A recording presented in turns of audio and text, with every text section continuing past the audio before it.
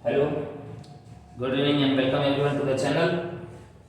हमारे आज के क्लास आरंभ 2.0 बैच जो हमारा पार्टनरशिप पे रिविजनरी बैच चल रहा है 2023-24 का पार्टनरशिप जो है वो हमारी आज कंप्लीट होने वाली है। जो last chapter of the partnership है डिसोल्यूशन ऑफ पार्टनरशिप फर्म, जिस पे आज हमको पूरी बातचीत करनी है। तो ये जो कंप्लीट वन शॉर्ट वीडियो आपका आने वाला है आज का डिसोल्यूशन ऑफ पार्टनरशिप फर्म का, जिसके चैप्टर पे टोटल वेटेज जो है वो बोर्ड में 8 मार्क्स के हैं। मैंने यहाँ पे लिखा हुआ है 1 नंबर का एक क्वेश्चन, 1 नंबर का एक क्वेश्चन और 6 नंबर का एक क्वेश्चन। जो मोस्ट प्रोबेबल होता है 1 + 1 + 6, जो मोस्ट प्रोबेबल होता है इस समय बीते कुछ सालों से सीबीएसई जर्नल एंट्रीज पर फोकस कर रही है। तो हमारा ये पूरा वीडियो लेजर अकाउंट्स पे बेस्ड नहीं होगा। हमारा ये पूरा वीडियो जो होगा वो किस पे होगा बेस्ड, हम पूरा इस पे फोकस करने वाले हैं सिर्फ और सिर्फ जर्नल एंट्रीज पे। और सबसे जरूरी चीज, अगर किसी को लेजर ट्रीटमेंट्स भी चाहिए तो लेजर ट्रीटमेंट्स के लिए पुराना जो इसके पिछले साल का जो वीडियो बना हुआ है उस वीडियो का जो लिंक है वो मैं डिस्क्रिप्शन में डाल दूंगा, आप वहां से उसको कवर कर सकते हैं। तो ऑलरेडी हमारे पास ओवर 20 जर्नल एंट्रीज हम आज लगाएंगे, सॉल्व करेंगे। तो ज़्यादा हम टाइम ना नुकसान करें, लेट ना करें, आइए हम शुरू करते हैं आज की अपनी पढ़ाई। और पूरा जो कंप्लीट पार्टनरशिप है, partnership that is of your 36 marks, आज हम इसको कंप्लीट कर लेंगे। और नेक्स्ट अपकमिंग वीडियोस जो होंगे वो हम फाइनेंशियल स्टेटमेंट्स में शुरू करेंगे। तो बिना टाइम पास किए हुए चलिए सर शुरू करते हैं।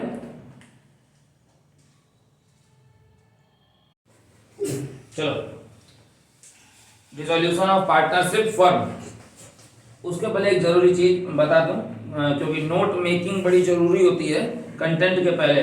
तो कल वाला जो वीडियो रहा है, मतलब प्रीवियस वीडियो रहा है जिसमें हमने वो बातचीत की हुई थी रिटायरमेंट और डेथ ऑफ पार्टनर, इसके पार्टनर्स कैपिटल अकाउंट बनाना सीखा था। उसमें 2 चीजें मिसिंग हैं, ठीक है।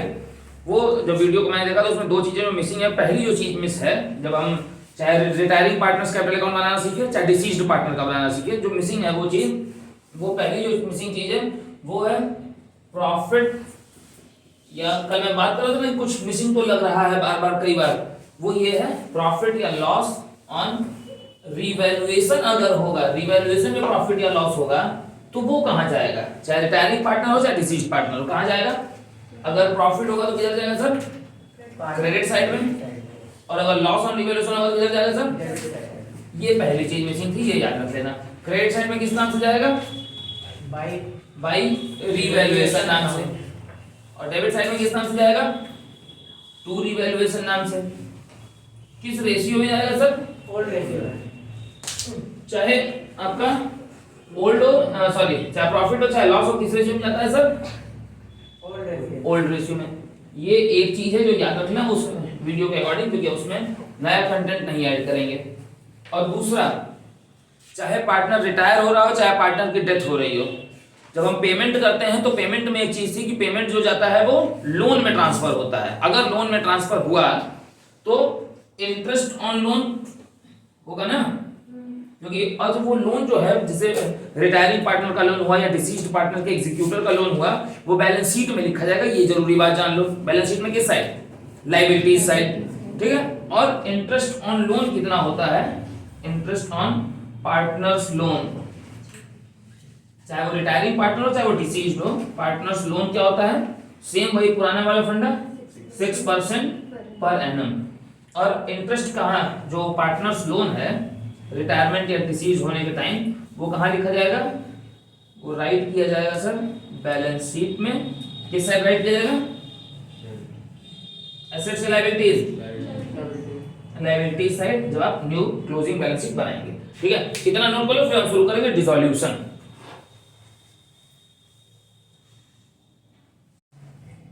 तो वो नोट कर लिया ना, रिटायरमेंट डेथ के जो छोटे मोटे टॉपिक्स थे, ठीक। अब हम शुरू कर रहे हैं डिसोल्यूशन ऑफ पार्टनरशिप फर्म। तो डिसोल्यूशन ऑफ पार्टनरशिप फर्म में एक मसला समझो कि जब पार्टनरशिप फर्म डिसॉल्व होती है तो डिसोल्यूशन वर्ड का क्या मतलब है, क्लोजर ऑफ, क्लोजर कह लो कि डिसोल्यूशन वर्ड का मतलब क्या है, क्लोजर, खत्म हो जाना, एंड हो जाना। तो अगर एंड की बात करिए तो 2 तरह से एंडिंग है जो पूरे सिलेबस में है। एग्जाम में अगर थियरी में पूछता है तो ये पूछ देता है कि what is the difference between dissolution of partnership and dissolution of partnership firm. Dissolution of partnership यहां है, डिसोल्यूशन ऑफ पार्टनरशिप फर्म यहां है। ठीक। पार्टनरशिप के डिसॉल्व होने का मतलब है कि जो पार्टनर्स हैं उनके आपसी एग्रीमेंट क्या हो जाएंगे, खत्म हो जाएंगे, नए एग्रीमेंट बन सकते हैं। जैसे एबीसी पार्टनर थे, डी आया तो एबीसी का एग्जिस्टिंग खत्म होगा तभी तो डी आएगा, डी के साथ फिर नया बनेगा, मगर बिजनेस खत्म हुआ क्या, नहीं। और डिसॉल्यूशन ऑफ फर्म का मतलब है कि बिजनेस ही बंद, खत्म, शटर डाउन, बिजनेस ही बंद हो गया, शटर डाउन हो गया, ठीक। तो जो डिसॉल्यूशन ऑफ पार्टनरशिप के जितने भी चैप्टर्स पढ़े हो, चैप्टर 2, 3, 4, ठीक है, चेंज इन पीएसआर, एडमिशन या रिटायरमेंट या डेथ, उन सब में कौन सा अकाउंट बनाया जाता है, और डिसॉल्यूशन ऑफ पार्टनरशिप फर्म में क्या बनेगा, ठीक है। एग्जाम में ये भी पूछता है what is the difference between revaluation account and realisation account, उसका 1 नंबर में आएगा, तो 1 नंबर में आंसर आपको क्या देना है, रिवैल्यूएशन में आप डिसॉल्यूशन ऑफ पार्टनरशिप की बात करते हो, जबकि रियलाइजेशन में आप डिसॉल्यूशन ऑफ पार्टनरशिप फर्म की बात करते हो। बस ये सबसे क्लोज आंसर है, सबसे क्लियर आंसर है, बस गलत मत लिख देना, ये नहीं कि फर्म वाला पार्टनरशिप में लिख देना, पार्टनरशिप वाला फर्म में लिख देना, खेल हो जाएगा। रिवैल्यूएशन कब बनता है, डिसॉल्यूशन ऑफ पार्टनरशिप के लिए, और रियलाइजेशन कब बनता है, डिसॉल्यूशन ऑफ पार्टनरशिप फर्म के लिए, ठीक है। तो रिवैल्यूएशन में कौन सी चीजें रिकॉर्ड करते थे, एसेट्स और लायबिलिटीज में आने वाला चेंज, और रियलाइजेशन में क्या रिकॉर्ड होता है, सारे अकाउंट बंद किए जाएंगे, पूरा बिजनेस बंद हो रहा है तो सारे अकाउंट बंद होंगे, और सारे अकाउंट बंद होंगे तो जो भी एसेट्स और लायबिलिटीज का क्लोजर है वो सारा क्या होगा, रिकॉर्ड होगा। अब इसमें अकाउंट्स कितने बनते हैं तो मैं बता दूं, 4-5 अकाउंट्स बनते हैं। सबसे पहला सबसे बड़ा अकाउंट बनता है रियलाइजेशन अकाउंट, फर्म को बता रहे हैं, हाँ फर्म की बारे में बात ही करनी है क्योंकि डिसॉल्यूशन ऑफ पार्टनरशिप तो पढ़ चुके हैं। तो रियलाइजेशन अकाउंट एक बनता है, एक आपका बनता है पार्टनर्स लोन अकाउंट, लेजर की मैं सारी बात बता रहा हूं। एक आपका बनता है पार्टनर्स कैपिटल अकाउंट, इसमें अच्छा हाँ, इसमें old ratio, new ratio, sacrifice ratio, gain ratio का कोई खेल नहीं होता है, कोई नाटक नहीं है, एक ही रेशियो रहेगा, बिजनेस बंद हो रहा है तो क्या रेशियो बदला जाएगा, ठीक।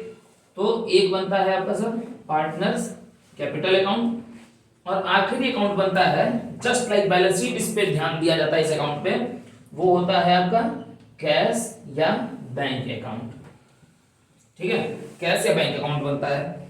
अब अगर कैश और बैंक अकाउंट का देखो बैलेंस शीट की तरह इस पे ध्यान क्यों दिया जाता है, जैसे बैलेंस शीट में एसेट और लायबिलिटी टैली हो गई तो हम मान लेते हैं ना कि क्वेश्चन सही है, उसी तरह कैश और बैंक अकाउंट में हम ये मान लेते हैं अगर कैश और बैंक अकाउंट का डेबिट और क्रेडिट अपने आप टैली हो गया, अपने आप total of the debit is equal to total of the credit अपने आप हो गया, इट मींस तुमने सवाल सही लगाया है, और नहीं टैली हुआ तो गलत है, कहीं कुछ छूटा हुआ है, ठीक है। अब बीते 4-5 सालों में बोर्ड्स में अकाउंट्स बनाने को नहीं आ रहा है, क्या बोर्ड पूछ रहा है,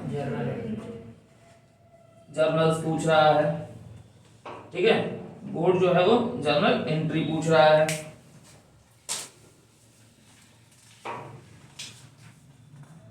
बोर्ड आपसे पूछ रहा है सर जर्नल एंट्री, ठीक।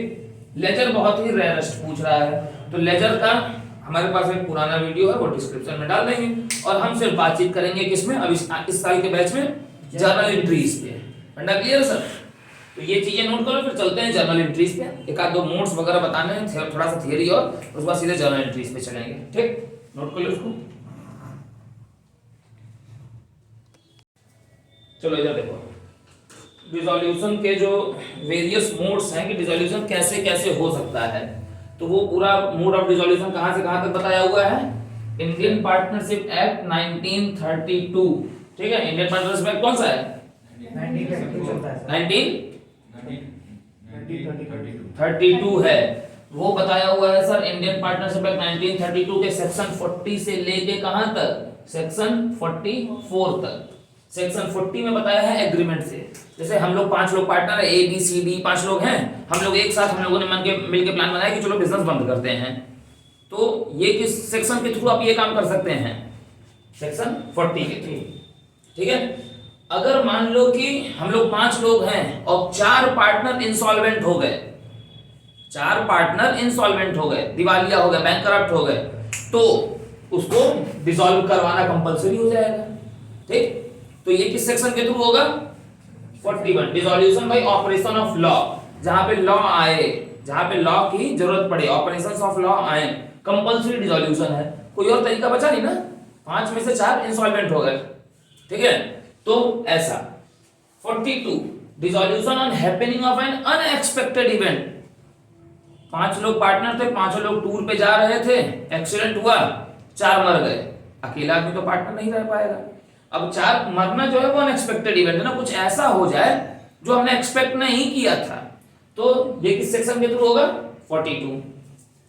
अब मान लो कि हमारी जो पार्टनरशिप है वो एट विल पे चलती है। 11th में बिजनेस स्टडीज में पढ़ा होगा, पार्टनरशिप एट विल। हमारी जो पार्टनरशिप है वो विल पे चलती है, और 5 में से 4 पार्टनर या 3 पार्टनर मिलके कहते हैं कि यार मतलब कल सुबह उठा, तीनों लोगों ने नोटिस दे दिया कि अब हम लोग पार्टनर नहीं रहेंगे, बिजनेस हमें नहीं करना है। अब खाली 2 ही लोग हम लोग बचे, हम लोग का मन नहीं है, खाली 2 ही लोग बचे, तो हम लोग कहेंगे 2 ही लोग क्या मिलके बिजनेस चला पाएंगे, छोड़ो ना। तो ऐसे केस में कौन सा सेक्शन लगेगा? 43। और डिसॉल्यूशन बाय कोर्ट, जब कोर्ट को सामने से लगे कि इस फर्म को बंद कर देना चाहिए, जैसे तुम्हारा बिजनेस अनलॉफुल हो जाए, ठीक है, इलीगल हो जाए, या कोई ऐसी वजह जिससे कोर्ट सेटिस्फाई हो जाए।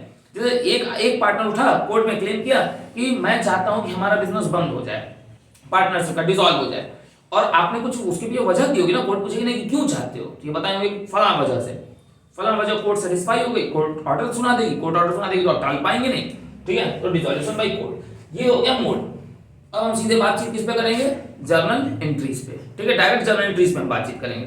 कोई रियलाइजेशन अकाउंट और ये सब बनाना नहीं, वो पिछले वीडियो में रहेगा, उस वीडियो का डिस्क्रिप्शन डाल देंगे, डिस्क्रिप्शन में उसका लिंक डाल देंगे, तो दोनों वहां से काम हो जाएगा। Is that clear? चलो देखो कुछ बेसिक चीजें उठा लेते हैं। पहले ये जान जाओ कि सारे एसेट्स को आपको क्लोज करना पड़ेगा, सारी लायबिलिटीज को क्लोज करना पड़ेगा। सबसे पहले तो एक चीज जान जाओ कि बैलेंस शीट जो होती है वो पूरी खाली की जाती है। अब बैलेंस शीट में एसेट्स तुमको मिलेंगे 2 तरह के, एक कैश और बैंक के नाम का एक एसेट मिलेगा, एक कैश और बैंक के अलावा एसेट्स मिलेंगे जो करंट या नॉन करंट होंगे, एक तुमको मिलेगा ये एक्यूमुलेटेड लॉसेस जो है, जैसे डेफर्ड रेवेन्यू एक्सपेंडिचर या ये सब करके मिलेगा। लायबिलिटीज में 2 तरह की लायबिलिटीज मिलेंगी, या 3 कह लो। एक्सटर्नल लायबिलिटीज, पार्टनर्स कैपिटल, क्योंकि कैपिटल भी लायबिलिटी होती है, कुछ तरह के general reserve, profit and loss, ये सब मिलेंगे, ठीक। तो एसेट्स और लायबिलिटीज के क्लोजर की क्या एंट्री है? तो एसेट्स के क्लोजर की एंट्री ये देखो बहन, इसको नोट हमने बनाया हुआ है, on entry of closure of assets excluding, यहां पे मैं लिख रहा हूं एक्सक्लूडिंग कैश या बैंक। तो क्लोजर की एंट्री क्या होती है? क्लोजर की एंट्री होती है, एसेट्स का बैलेंस हमेशा क्या होता है?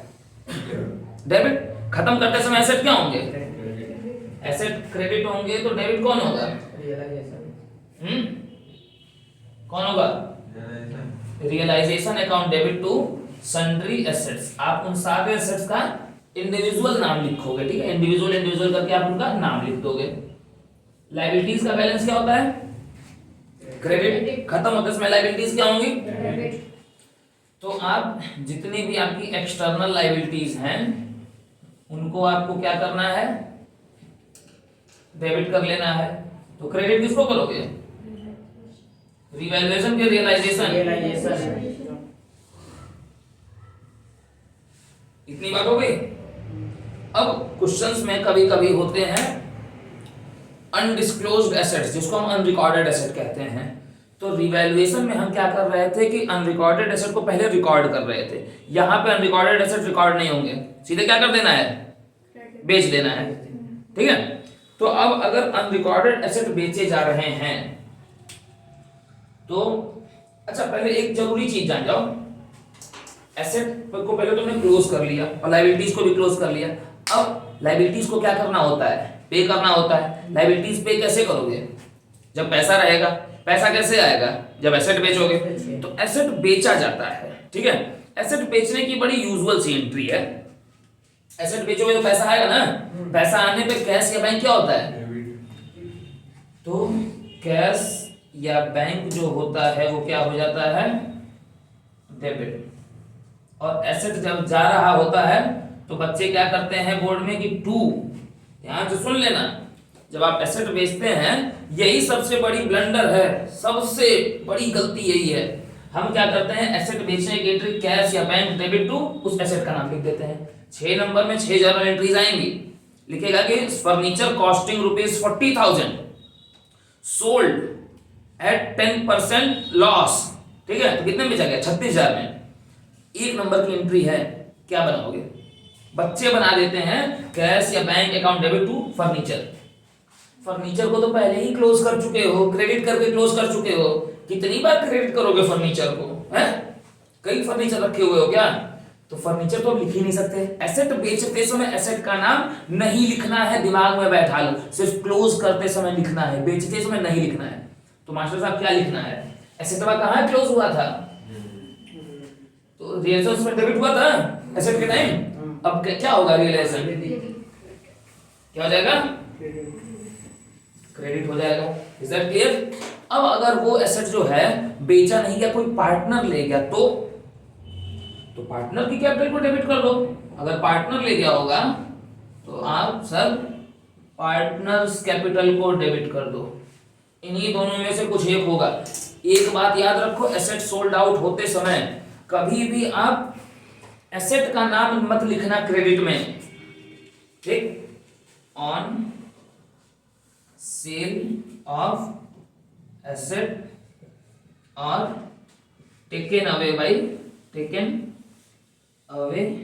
बाय पार्टनर, ठीक? ये एंट्री बनेगी। ये पार्टनर अगर ले जा रहा है तो पार्टनर्स कैपिटल डेबिट होगी। पैसा आ रहा है बेच के तो कैश या बैंक होगा। जिस वैल्यू पे बेच रहा है वैल्यू का बड़ा ध्यान देना होगा। 40,000 कॉस्ट थी, बेचा गया 10% कम पे, तो कितने में बेचा गया? 40,000 में कि 36,000 में? 36,000 में ना। और 40,000 अगर कॉस्ट थी और 10% एक्सेस पाए हो तो 44,000। तो अमाउंट का भी ख्याल रखना पड़ेगा। अच्छा, एसेट बेच के पैसा आ गया मान लो, या पार्टनर ले गया, ठीक है? लायबिलिटीज के साथ भी तो कुछ खेल है। ऑन पेमेंट ऑफ लायबिलिटीज, जब आप लायबिलिटीज को पे करते हो तो उसकी यूजुअल एंट्री क्या बनेगी? On payment of liabilities, that is external की मैं बात कर रहा हूं, ठीक? तो उसकी यूजुअल एंट्री क्या बनेगी? कॉमन एक मैं बात, देखो 2-4 एंट्री याद रख लो, 4 से 5 पूरा डिसॉल्यूशन लग जाएगा। एसेट बेच के पैसा आ रहा है या पार्टनर ले जा रहा है तो ये वाली याद रख लो। लायबिलिटी पे करके पैसा आ रहा है, लायबिलिटी पे करते समय पैसा जाता है, तो लायबिलिटी पे करते समय लायबिलिटी खत्म हो रही है ना। लायबिलिटी का खत्म होना क्या होता है? डेबिट होता है। मगर एंट्री में फिर लायबिलिटी का जिक्र नहीं करोगे, क्योंकि लायबिलिटी का जिक्र आप ऊपर कर चुके हैं सर। तो अब जिक्र किसका करेंगे? रियलाइजेशन का ही जिक्र करेंगे।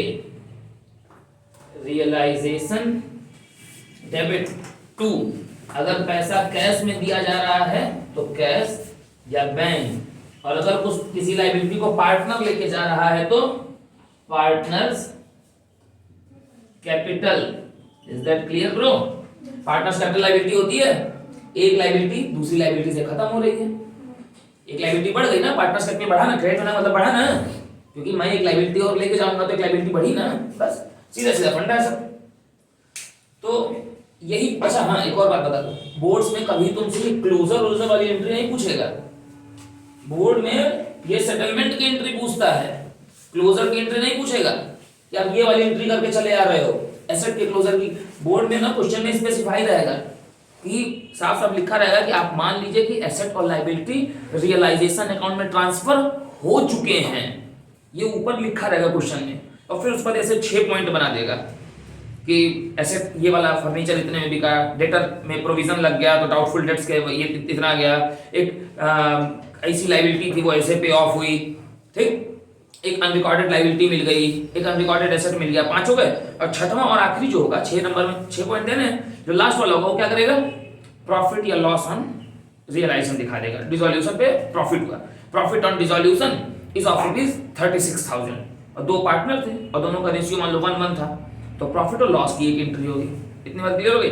तो ये कुल मिलाकर आपको 5, 6, 10 एंट्रीज तो बहुत हैं लिखने को। अगर हम देखें तो पूरे नोट में मेरे हिसाब से हमको लग रहा है कि यहाँ पे ओवर द 25 एंट्रीज हैं, मगर उतने पे जाना नहीं है।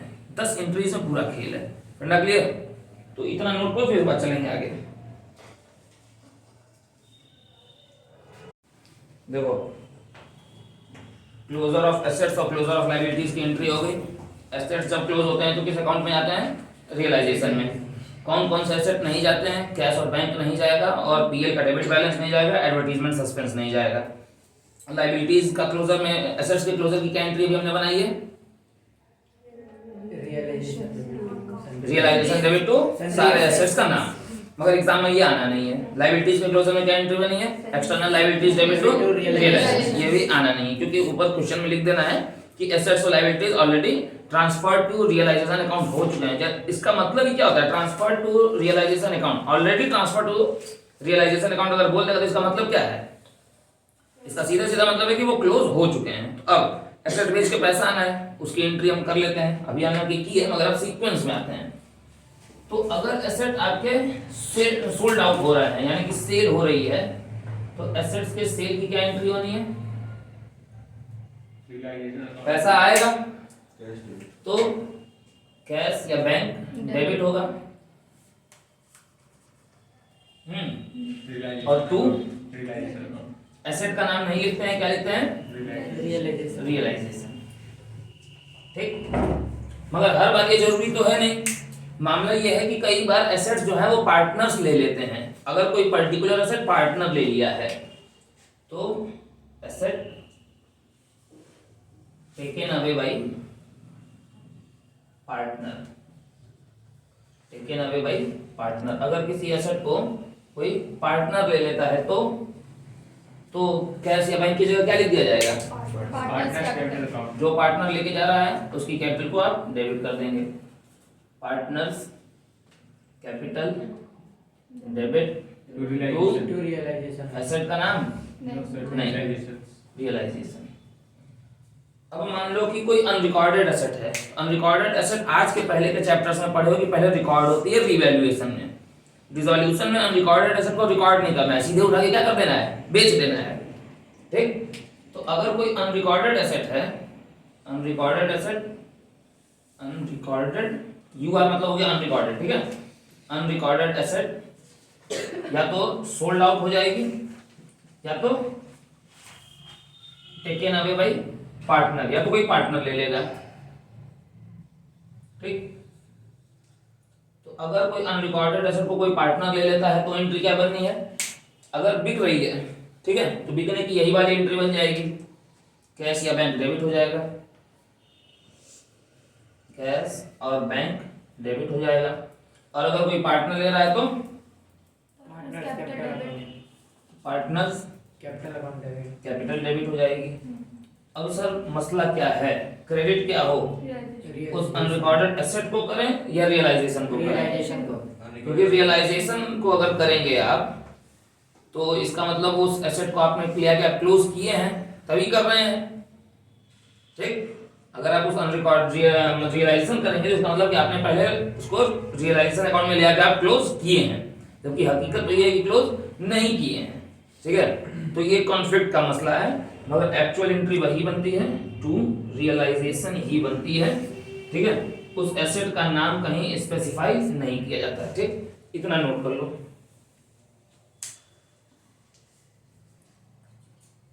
देखो एक दो चीजें और हैं एसेट्स के रिगार्डिंग, वो भी लिख दे रहे हैं, फिर हम पूरा कंटेंट आगे कंप्लीट करेंगे। अगर कोई एसेट जो है पार्शियली पार्टनर ले जा रहा है और पार्शियली बिक रहा है तो उसकी एंट्री क्या बनेगी? यही वाली एंट्री जो थर्ड एंट्री है। अगर पार्शियली पार्टनर ले जा रहा है तो पार्टनर्स कैपिटल क्या हो जाएगी? डेबिट हो जाएगी। पार्टनर्स कैपिटल क्या होगी? डेबिट होगी। कुछ उससे पैसा मिल रहा है तो कैश या बैंक अकाउंट क्या होगा? डेबिट होगा टू रियलाइजेशन। अब मान लो कि एक एसेट है फर्नीचर, ठीक, एक मैं एग्जांपल यहाँ पे सेट कर रहा हूँ, इसकी एंट्री बस बताना क्या बनेगी। ठीक है, फर्नीचर है जिसकी कॉस्टिंग जो है 40,000, कॉस्टिंग रुपीज 40,000। ठीक है, 50% of furniture is taken by partner and rest sold in cash at the rate 10% discount. ठीक, तो इसकी एंट्री क्या बनेगी? एंट्री तो यही बनेगी सर, क्लियर है।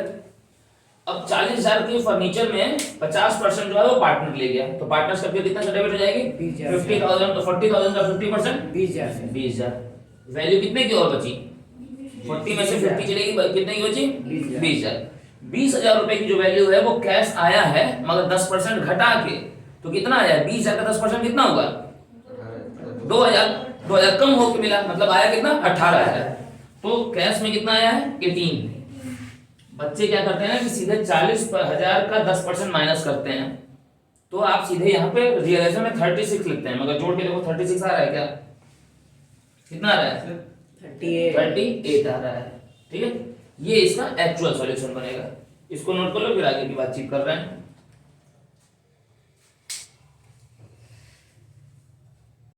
देखो एक और अहम मसला, अगर क्वेश्चन में एसेट की रियलाइज्ड वैल्यू नहीं गिवन है, ध्यान से सुनना, कंफ्यूजन ना आए, बिल्कुल भी क्लियर एंड कंसाइज सुन लो। अगर क्वेश्चन में बोला है कि फला एसेट से 1 रुपए भी रियलाइज नहीं हुए हैं तो उसकी एंट्री नहीं होगी। ठीक है, क्वेश्चन में बोला है कि फर्नीचर जिसकी कॉस्टिंग 40,000 थी, ठीक है, रियलाइज्ड वैल्यू इज निल, तो उसकी एंट्री नहीं होगी। मगर ये बोला ही नहीं है क्वेश्चन में कि फर्नीचर को बेच के कुछ पैसा रियलाइज, मतलब बेच के कुछ पैसा आया है, इसके बारे में कुछ बोला ही नहीं है। जैसे दो चीजें होती हैं, हम कंफ्यूज कहाँ होते हैं, रियलाइज वैल्यू निल लिख देगा या रियलाइज वैल्यू कम करके बता देगा, तो जो बताएगा वो लिखेंगे। जैसे कम बताया कम लिखो, ज्यादा बताया ज्यादा लिखो, ठीक है, जो एक्चुअल थी वही पे बिकी है तो वही लिखो। ठीक, मतलब जो बताया वो लिखो, नहीं बताया नहीं लिखो, बताया तो लिखो, ज्यादा बताया चाहे कम बताया। मगर होता ये है मामला कि क्वेश्चन में रियलाइज वैल्यू के बारे में बताया ही ना। बैलेंस शीट में 10 एसेट दिए हुए थे, आपने रियलाइजेशन अकाउंट में सारे एसेट उतार लिए, जब खत्म करने गए बाई बैंक लिख के बेचना शुरू किए तो रियलाइज वैल्यू में खाली 6 एसेट का जिक्र किया। इसका मतलब 4 का जिक्र नहीं किया, तो क्या 4 से पैसा नहीं मिला? 2 साल पहले तक हम उन एसेट्स को जिनकी रियलाइज वैल्यू सवाल में नहीं दी होती थी नल मानते थे। पिछली साल से ये आ चुका है बोर्ड्स में कि अगर किसी एसेट की रियलाइज्ड वैल्यू नहीं दी हुई है तो भी हम उसकी वैल्यू मानेंगे। अब एसेट दो तरह के होते हैं, एक टेंजिबल एक इनटेंजिबल। अगर टेंजिबल एसेट है तो रियलाइज्ड वैल्यू क्या होगी, पार वैल्यू को ही रियलाइज्ड वैल्यू मान लेंगे, चाहे स्पेसिफाई करे चाहे ना करे, ये ध्यान देना है। पिछली साल का सर्कुलर सीबीएसई का आया हुआ है, उसके पहले तक नहीं होता था। ठीक, मतलब अब जो 10 एसेट में से 6 एसेट की वैल्यू थी वो तो तुमने लिखी, जो 4 एसेट बचे हुए थे उन 4 में मान लो 3 एसेट तुम्हारे टेंजिबल थे, तो चाहे बताए चाहे ना बताए किस वैल्यू पे लेना है, ओरिजिनल वैल्यू पार वैल्यू पे। एक एसेट इनटेंजिबल था, उसके बारे में भी नहीं बताया हुआ है, अगर इनटेंजिबल एसेट है तो उसको क्या मानेंगे, निल, उससे कुछ नहीं मानेंगे। अब इंटेंजिबल एसेट जैसे ही आया मुझे गुडविल की याद आ गई। गुडविल का ट्रीटमेंट क्या होता था, जब एग्जिस्टिंग गुडविल होती थी बैलेंस शीट में तो बाकी चैप्टर्स में पार्टनर्स के ओल्ड रेशियो में राइट ऑफ होता है, यहाँ पे गुडविल यूजुअल एसेट की तरह मानी जाएगी। जैसे बाकी सारे एसेट है, डेटर है, फर्नीचर है, प्लांट एंड मशीनरी है, लैंड एंड बिल्डिंग है, वैसे ही गुडविल भी मानी जाएगी। तो भैया गुडविल यहाँ पे क्या मानी जाएगी, ट्रीटमेंट ऑफ गुडविल को लिख लो, ट्रीटेड एज ऑर्डिनरी या नॉर्मल एसेट। क्या माना जाता है, ऑर्डिनरी या नॉर्मल एसेट की तरह से ही इसको माना जाता है। अब ऑर्डिनरी या नॉर्मल एसेट की क्या एंट्री होती है, कैश या bank account debit to realisation होती है बिकते समय, यहाँ पे भी गुडविल की भी वही एंट्री होगी। अगर कुछ नहीं बोला होगा तो निल हो जाएगी, बोला होगा तो उस वैल्यू पे लेंगे, क्योंकि गुडविल कौन सा एसेट है, इंटेंजिबल एसेट की सारी एंट्री खत्म हो गई। अब हम सर चलेंगे लायबिलिटीज पे। देखो ये जो है ऊपर वाला है entry of provisions relating to assets. Assets से रिलेटेड कौन कौन से प्रोविजन होते हैं, एक होता है provision for bad and doubtful debts, जो डेटर्स में नीचे माइनस करके मिलता है। एक और कभी कभार मिल जाता है provision for discount on debtors मिल जाता है, और एक इन्वेस्टमेंट फ्लक्चुएशन फंड या इन्वेस्टमेंट फ्लक्चुएशन रिजर्व मिलता है। हालांकि वो बैलेंस शीट के लायबिलिटी साइड में होता है, मगर वो जो बनाया जाता है वो एसेट के लिए ही बनाया जाता है। क्यों, वो बनाया किसके लिए जाता है, इन्वेस्टमेंट के लिए। इन्वेस्टमेंट क्या होता है, एसेट ही होता है। तो जिन भी एसेट्स के लिए प्रोविजन बनाए जाते हैं उनकी एंट्री क्या होगी, उनकी यही एक ही इकलौती एकमात्र यही एंट्री होती है। उन प्रोविजंस का कहीं कुछ नहीं है, बस उन प्रोविजंस को उतार के रियलाइजेशन के किस साइड डाल दिया जाता है, डेबिट या क्रेडिट, सारे को क्रेडिट साइड में उठा के डाल दिया जाता है। ठीक है, तो क्रेडिट साइड में उठा के डाल रहे हैं तो उसकी एंट्री ये बन रही है, provision for bad debts debit, provision for जो भी प्रोविजन देते हैं उसको डेबिट करना, यही 3, ज्यादा नहीं। बाकी प्रोविजन जो भी प्रोविजन एसेट के लिए बनेगा वो सारे प्रोविजंस को आप उठा के डेबिट करते हैं, क्योंकि प्रोविजंस क्या होती हैं, नॉन लायबिलिटी, 11th में पढ़ा हुआ है। तो लायबिलिटी है, लायबिलिटी का बैलेंस आज के पहले क्या था, क्रेडिट था, खत्म करने के लिए क्या करना पड़ेगा, डेबिट करना पड़ेगा। बहुत बेसिक सा रूल याद रखो ना, एंट्री रटने से ज्यादा है एंट्री को समझ जाओ। ठीक है, क्रेडिट बेसिक नेचर था, खत्म करने के लिए डेबिट कर दो, क्रेडिट किसको करेंगे सर, रियलाइजेशन। अब बैलेंस शीट में प्रॉफिट एंड लॉस का भी बैलेंस होता है। प्रॉफिट एंड लॉस के 2 तरह के बैलेंस मिल सकते हैं, या तो तुमको डेबिट बैलेंस मिलेगा, तो डेबिट बैलेंस किधर मिलेगा, बैलेंस शीट में, एसेट साइड मिलेगा। ठीक है, और क्रेडिट बैलेंस किधर मिलेगा, लायबिलिटी साइड मिलेगा। तो प्रॉफिट एंड लॉस का जो भी बैलेंस हो उसके साथ आपको क्या करना है, हमने जो आज के पहले पढ़ा है पार्टनर्स में बांट देना है उनके रेशियो में। अब चूंकि ये डिसोल्यूशन चैप्टर है, इसमें कई सारे रेशियो होते नहीं है, एक ही रेशियो होता है, उठा के बांट दो। अगर डेबिट बैलेंस है तो क्या एंट्री बन जाएगी, partners capital debit to profit and loss, और अगर क्रेडिट बैलेंस है तो एंट्री क्या बन जाएगी, profit and loss debit to partners capital. Funda clear, इसको नोट करो, फिर चलते हैं लायबिलिटीज पे। देखो भैया, लायबिलिटीज पे आ जाते हैं, पूरा ऑलमोस्ट सारा कंटेंट है, एक 2 कंटेंट को छोड़ के लायबिलिटीज पे करते हैं, तो एंट्री क्या बनती है, realisation account debit to cash या बैंक। अगर कोई लायबिलिटी को कोई पार्टनर लेके जा रहा है तो एंट्री क्या बनेगी, realisation account debit to partners capital.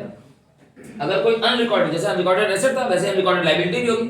अब अगर कोई अनरिकॉर्डेड लायबिलिटी है वो अगर पार्टनर ले जा रहा है तो एंट्री बन जाएगी realisation debit to partners capital, और अगर अनरिकॉर्डेड लायबिलिटी को कैश में पे कर रहे हो तो रियलाइजेशन डेबिट टू कैश या बैंक। ठीक है, अब अगर कोई एक पर्टिकुलर लायबिलिटी है, चाहे वो रिकॉर्डेड हो चाहे अनरिकॉर्डेड हो, उसके साथ ये हुआ है कि उसका कुछ पोर्शन पार्टनर ले जा रहा है और कुछ पोर्शन कैश में जा रहा है, तो कौन सी एंट्री बनेगी, partially taken by partner and partially in cash. तो उसके लिए यही वाली एंट्री, सेम एंट्री यही बन जाएगी। ठीक, आप एरो मार्क कीजिए, यही एंट्री रहेगी। तो एक ही एंट्री को 10 बार नोट करने कोई मतलब नहीं है, आपको मालूम होना चाहिए, सेम एंट्री यही बन जाएगी। जितना प्रपोर्शन पार्टनर लेके आया है वो पार्टनर में डालना, जितना पेमेंट हुआ है वो पेमेंट में कैश में डाल देना, टोटल उस लायबिलिटी की वैल्यू। अब एसेट के साथ था ना कि अगर किसी एसेट की वैल्यू स्पेसिफाई ना हो, रियलाइज्ड वैल्यू ना बताई गई हो, तो उसके साथ क्या करते हैं, तो टेंजिबल एसेट होता है तो पार पे लेते हैं, और इनटेंजिबल होता है तो नल कर देते हैं, नील कर देते हैं, जीरो कर देते हैं। लायबिलिटीज के केस में कुछ टेंजिबल इंटेंजिबल जैसा होता ही नहीं है, लायबिलिटीज सारी टेंजिबल होती हैं। तो लायबिलिटी के बारे में अगर नहीं बताया हो तो भी आपको उसको क्या करना है, पे करना है। किस वैल्यू पे, फुल वैल्यू पे, पार वैल्यू पे। ठीक है, क्योंकि एक बात तो तुम जान जाओ, मनुष्य के तरह मानव जीवन में आप अपने एसेट्स को भूल सकते हैं, एसेट्स का नुकसान आप झेल सकते हैं। ठीक है, कि जमीन का विवाद चल रहा है, विवाद हो गया तो थोड़ी सी जमीन जाएगी, एसेट्स, मगर आप अपनी जिम्मेदारियों से कभी मुक्त नहीं हो सकते हैं, आपको अपनी जिम्मेदारियों को पूरा करना ही है। Liabilities are just like your responsibilities, दायित्व है ये, तो आपको उसको पूरा पे करना है, पेड एट पार वैल्यू। ज्यादा पे करना पड़ा वो वैल्यू गिवन होगी, कम पे करना पड़ा वो वैल्यू गिवन होगी, और कुछ नहीं गिवन होगा तो अपनी जिम्मेदारी से भाग जाओगे। क्या पे करना है ना, नोट कर लो इसको सारे को। देखो, अब तमाम तरह के रिजर्व भी होते हैं बैलेंस शीट में, बैलेंस शीट की बाकी सारी चीजों का ट्रीटमेंट हो चुका है। तमाम तरह के रिजर्व भी होते हैं। एक रिजर्व की एंट्री हम पास कर चुके हैं, इन्वेस्टमेंट फ्लक्चुएशन फंड वाले जो था उसको हमने रियलाइजेशन में दिखा के हमने खत्म कर लिया है। ठीक, तो इसलिए उस अगर वो रिजर्व कहीं आए तो उसको पार्टनर, क्योंकि तुम्हें मालूम है कि रिजर्व जो होते हैं वो पार्टनर्स कैपिटल में उनके ओल्ड रेशियो में दे दिए जाते थे, यहाँ पे रेशियो एक ही होगा, तो सारे रिजर्व्स को एक बात तो दिमाग में तय है कि रिजर्व्स अगर होंगे तो पार्टनर्स कैपिटल में जाएंगे, सिवाय किस रिजर्व के, इन्वेस्टमेंट फ्लक्चुएशन रिजर्व के। तो जितने भी रिजर्व्स उनका ट्रीटमेंट क्या है, कॉन्टिजेंसी रिजर्व है, या रिजर्व फंड नाम से दे, या जनरल रिजर्व नाम से दे, या वर्कमैन कंपनसेशन रिजर्व नाम से दे, जो भी रिजर्व दे उन रिजर्व को करना है डेबिट, और पार्टनर्स कैपिटल को क्या कर देना है, credit, in their specific ratio, जो भी उसका रेशियो है। WCR के साथ, वर्कमैन कंपनसेशन रिजर्व के साथ एक बात ध्यान रखनी है, वो ये ध्यान रखनी है कि अगर वर्कमैन कंपनसेशन रिजर्व पे कोई क्लेम है, जैसे WCR है 1,50,000 का और उस पे क्लेम है 60,000 की, 60,000 की WCR पे क्लेम है, तो आपको एंट्री यहाँ पे एक अलग से एंट्री बना दे रहा हूं, तब आपकी ये एंट्री बनेगी, वर्कमैन कंपनसेशन रिजर्व डेबिट होगा पूरे 1,50,000 से, ठीक है, जिसमें क्लेम कितने का है 60,000।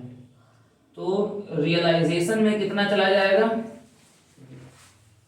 60,000 और रेस्ट ऑफ जो 90,000 बचेगा वो किस में जाएगा, अब वो जाएगा पार्टनर्स कैपिटल में। अब 3 पार्टनर हैं, 2 पार्टनर हैं, तो उनका नाम के हिसाब से रेशियो में डाल देना, ठीक है।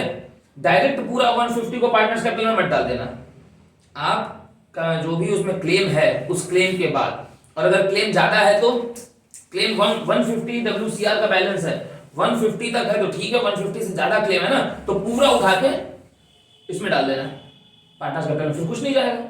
और फिर कोई और दूसरी एंट्री मत करना, 1 रुपए का भी अगर क्लेम हुआ तो क्लेम को आपको उठा के कहां इंसर्ट करना है, ठीक है। अब चाहे जितने का रिजर्व है उतने का ही क्लेम हो, उससे कम का क्लेम हो, उससे ज्यादा का हो, पहले क्लेम का पूरा पैसा कहां डालो रियलाइजेशन अकाउंट में। अगर उसके बाद कुछ बचा तो पार्टनर्स कैपिटल में डालना, और नहीं बचा तो नहीं डालना, ठीक है। फंडा क्लियर। अब इसके बाद ये बड़ा टॉपिक है, किसी एसेट का सेटलमेंट किसी लायबिलिटी से किया जाए या अपोजिट, कोई एसेट जो हो वो किसी लायबिलिटी से चुका दिया जाए या कोई लायबिलिटी जो है वो किसी एसेट से खत्म की जाए। Settlement of any asset against any liability या settlement of any liability over any asset, ठीक है। तो इसकी एंट्री क्या होती है सर, ब्लॉक लेटर्स में लिख लो, इसकी कोई भी एंट्री नहीं होती है। एसेट लायबिलिटी से खत्म हो गया, 1 रुपया आया, 1 रुपया चुकाना पड़ा, जब पैसा आया नहीं एंट्री बनेगी नहीं, पैसा चुकाया नहीं गया एंट्री बनेगी नहीं। अरे भैया ये हमारी लायबिलिटी थे, हमारे पास एसेट था, हमने कहा इससे हिसाब में मैनेज कर लो, ठीक। अब एक और मसला है इसमें, अब मान लो कि हम किसी 1 लाख की मेरी लायबिलिटी है, जल्दी सुनो, मेरी एक लायबिलिटी है जो कि 1 लाख की है, और मेरे पास एक एसेट है जो कि 80,000 का है, और मैं कहता हूं कि इस एसेट से ये लायबिलिटी चुका दी गई, तो कोई एंट्री बनेगी कि नहीं बनेगी? सर फायदे नुकसान के चक्कर में मत पड़ना कि सर यहाँ पे जो 20 का हमको फायदा हो रहा है, वो सब मत करो। एसेट को लायबिलिटी के अगेंस्ट खत्म कर दिया गया, कोई एंट्री बनेगी कि नहीं बनेगी? नहीं बनेगी, ठीक। अब ये कहा गया कि इस लायबिलिटी को एसेट से खत्म किया गया, और जो बैलेंस है एसेट का, सॉरी लायबिलिटी का जो बैलेंस है, एसेट नहीं लायबिलिटी का जो और बैलेंस है उसको पे किया गया, तो एंट्री क्या बनेगी? तो एंट्री बनेगी सर रियलाइजेशन डेबिट। लायबिलिटी को पे करने की एंट्री क्या बनती है, जो बनती है वो बना दो, रियलाइजेशन डेबिट टू कैश या बैंक। अमाउंट कितना पड़ेगा, 1 लाख पड़ेगा कि 80,000 पड़ेगा कि 20,000 पड़ेगा? 20,000। फंडा क्लियर है सर? क्योंकि बोर्ड्स में सिर्फ जर्नल एंट्रीज ही आनी है, हो गया, इसको नोट कर लो। देखो भैया 6 नंबर में 1 नंबर का ये जरूर पूछेगा, ठीक है, जो 6 एंट्रीज हैं उसमें जो बोर्ड में आनी है। ट्रीटमेंट ऑफ एक्सपेंसेस, ये बड़े हेक्टिक होते हैं, समझ के बड़े परे होते हैं, ठीक है। अगर आप कोई भी यूजुअल बुक उठाते हो, कोई भी चाहे एनसीईआरटी उठाओ या कोई भी प्राइवेट पब्लिकेशन उठाओ, तो उसमें सबसे बड़ी समस्या ये होती है कि एक अगर इलस्ट्रेशन या प्रैक्टिकल दे रहा है तो उसमें एक्सपेंसेस के 15-20 क्वेश्चंस दे देगा, अलग अलग, मतलब 20 ट्रांजैक्शंस दे देगा, जबकि 20 तरीके होते ही नहीं है, होते तो तरीके सिर्फ 4 हैं, ठीक। कौन से हैं? अब उसमें करता क्या है, जैसे हम इसको रैंकिंग कर ले 1 2 3 4, तो क्या करेगा ना कि 1 देगा, 2 देगा, 3 देगा, 4 देगा, फिर 5th वाले में 1 और 3 को मिला के दे देगा, फिर नेक्स्ट वाले में 1 और 4 को मिला के दे देगा, फिर किसी में 2 और 3 को मिला के दे देगा, ऐसे करता है। तो अगर आप क्लासिफिकेशन कर लें तो फिर कुछ भी पूछे आप मैनेज कर लेंगे। क्लासिफिकेशन क्या है sir, expenses paid by, expenses कौन कौन पे कर सकता है, डिसोल्यूशन होता है तो उसका एक पूरा लीगल सीक्वेंस है, तो जो एक्सपेंसेस होते हैं वो एक्सपेंसेस पे कौन करता है और बियर कौन करता है, बॉर्न बाय का मतलब है बियर कौन कर रहा है, उस एक्सपेंस को अपने ऊपर झेल कौन रहा है। तो अगर एक्सपेंसेस फर्म ही पे कर रही है और फर्म ही बियर भी कर रही है तो क्या एंट्री बनेगी, realisation account debit to cash. if expenses are paid by the firm and borne by the firm, यानी कि bear by the firm। अगर expenses पे करना पड़ रहा है भी पार्टनर, कह दिया कि यार तुम पार्टनर हो, तुम पे कर दो, तुमको इसका पैसा फर्म दे देगी, तो पेड बाय पार्टनर, इंस्टेंटली कौन पे किया है, पार्टनर। मगर बियर किसको करना है भविष्य में, तो एंट्री क्या बन जाएगी, realisation account debit to partner capital account, ठीक है। रियलाइजेशन अकाउंट जो है वो डेबिट होगा, मगर यहाँ पे कैश की जगह क्या हो जाएगा? Partners capital. अब अगर पे कर रही हो फर्म मगर इसका ठेका दे दिया गया कि तुम ही को ये जो भी होगा तुम्हें देखना है, ये पार्टनर है और इन्होंने हाथ खड़े कर लिए कि अभी मेरे पास पैसा नहीं है, तो फर्म की तरफ से पैसा दे दिया गया मगर इसका ठीकरा किसके सिर पे फूटना है? पार्टनर के ऊपर। क्योंकि बियर किसको, देखो सारा खेल बॉर्न का है, जो बियर करेगा उसके जेब से जाएगा, वो डेबिट होगा, ठीक है। तो जब तक फर्म बियर कर रही थी तो रियलाइजेशन हो रहा था, डेबिट कौन हो रहा था? रियलाइजेशन। जब तक फर्म बियर कर रही थी डेबिट कौन हो रहा था? रियलाइजेशन। Realisation account. जब पार्टनर बियर किया तो डेबिट कौन हुआ है? पार्टनर्स। और एक पार्टनर है वो कहते हैं कि खर्चा भी मैं ही करूंगा और इसको भुगतूंगा भी मैं ही। जब सब कुछ तुम ही करोगे तो वो प्राइवेट ट्रीटमेंट है और प्राइवेट ट्रीटमेंट की पब्लिक एंट्री नहीं होती है, उसमें कोई एंट्री नहीं बनेगी। फंडा क्लियर सर? अब अगर मिक्स एंड मर्ज का खेल रहेगा तो हम एग्जांपल से तुम सॉल्व करोगे ना, अब देखोगे तो अब ये बात समझ में क्लियर आ जाएगी। मिक्स एंड मर्ज आगे मिलेगा, ऐसा नहीं है 1 और 3 एक साथ मिला के दे देगा, ठीक, 2 और 3 मिला के दे देगा, 1 और 4 मिला के दे देगा, ऐसे करेगा। तो एक्सपेंसेस के इन 4 के अलावा कोई पांचवा तरीका नहीं है। इतना हो गया। अब 2-3 चीजें और हैं, उसके बाद पूरी चैप्टर खत्म हो जाएगा। इसको नोट करो, फिर चलेंगे आगे। देखो आखिरी टॉपिक, अब रियलाइजेशन अकाउंट पूरा बन चुका है, नॉमिनल इन नेचर था। नॉमिनल इन नेचर होने की वजह से या तो प्रॉफिट होगा या तो लॉस होगा। अगर प्रॉफिट होगा तो वो उसकी एंट्री क्या बनेगी? उसकी एंट्री सर बनेगी realisation account debit to partners capital. Partners में वो बढ़ जाएगा, ठीक है, किस रेशियो में? गिवन रेशियो, क्योंकि यहाँ पे ढेर सारे रेशियो तो देते नहीं है। अगर लॉस होगा तो लॉस में एंट्री अपोजिट हो जाती है, तो क्या बन जाएगी? Partner capital account debit partners capital debit to realisation account. To realisation account, ठीक है। अब पार्टनर को प्रॉफिट लॉस हो गया, ठीक। अच्छा, पार्टनर का लोन अगर होता है उसकी एंट्री देखो लिखवाया नहीं, ओरली बोल दे रहा हूं। पार्टनर का अगर कोई लोन होता है तो उस लोन की एंट्री क्या होती है कि partners loan debit to cash या बैंक, वो रियलाइजेशन में नहीं जाता है। तो आपको क्या लिख देना है? Partners loan debit to cash या बैंक, बस पे, लोन खाली पे करके खत्म कर दिया जाता है। अब सब कुछ खत्म हो गया पार्टनर के साथ। अब फाइनल क्लोजर, पार्टनर्स कैपिटल को आप क्लोज करने आ गए। सुनो मेरी बात, पार्टनर्स कैपिटल जब क्लोज होता है तो 2 ऑप्शन है। अब सारा अकाउंट बंद हो रहा है, कैपिटल अकाउंट को बंद करना है, तो या तो तुम्हारा कैपिटल बैलेंस पॉजिटिव होगा या तो नेगेटिव होगा, ठीक। अगर पॉजिटिव होगा तो तुमको कुछ पैसा मिलेगा, तो जब पार्टनर को मिलेगा पैसा तो पार्टनर के लिए फाइनल पेमेंट हो रही है, पार्टनर को फाइनली पैसा देके खत्म करना है। तो एंट्री क्या बन जाएगी? पार्टनर्स कैपिटल डेबिट टू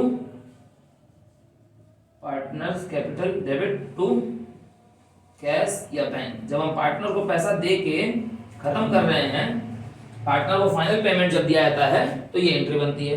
कभी कभी पार्टनर का कैपिटल बैलेंस नेगेटिव हो जाता है, ठीक है, तो उससे कहा जाता है कि तुम्हारा पैसा कम पड़ रहा है, तुम अपने घर जाओ और घर से और पैसा लेके आओ, तो वो अपने घर जाएगा और पैसा लेके आएगा। तो जब वो पैसा ले आता है तो ब्रॉट इन, पार्टनर अगर पैसा ले आएगा तो एंट्री क्या बन जाएगी? इसी की अपोजिट एंट्री, कैश या बैंक डेबिट टू, जो पार्टनर पैसा ले आएगा, जितना ले आएगा वो क्रेडिट में, टू पार्टनर्स कैपिटल, ठीक है। तो डिसॉल्यूशन पूरी तरह से खत्म। 8 मार्क्स में थियरी भी हमारी हो गई है, सारी जनरल एंट्रीज भी हो गई हैं, 1-2 जनरल एंट्री छूटी होंगी, पूरा पार्टनरशिप कंप्लीट हो गई, पूरा पार्टनरशिप का पैकेज कंप्लीट हो गया। 36 मार्क्स की पूरी हमारी पढ़ाई क्या हो गई है? कंप्लीट हो गई है, ठीक। अब हम नेक्स्ट कुछ जल्दी अगले कुछ वर्किंग डेज में क्या शुरू करेंगे? फाइनेंशियल, ठीक है। हाँ, कंपनी हम बाद में आएंगे, पहले फाइनेंशियल, क्योंकि फाइनेंशियल में 20 मार्क्स में मिनिमम ऑफ मेरे हिसाब से 14-15 पाना एवरेज या बिलो एवरेज बच्चे के लिए इजी है, विद रिस्पेक्ट टू कंपनी से मार्क्स उठा पाना, ठीक है। तो हम आगे क्या सेटल करने वाले हैं, शुरू करने वाले हैं फाइनेंशियल शुरू करेंगे, ठीक। 36 मार्क्स पूरे हो गए, फाइनेंशियल कवर करेंगे। फाइनेंशियल में हम अप्रॉक्स 18 तक अगर हम कवर कर लेते हैं तो 36 + 20 56 की हमारी पढ़ाई कंप्लीट हो जाएगी। फिर over the period of time अगर टाइम बचेगा तो हम कंपनी को शुरू करेंगे, ठीक। चलो बाय बाय।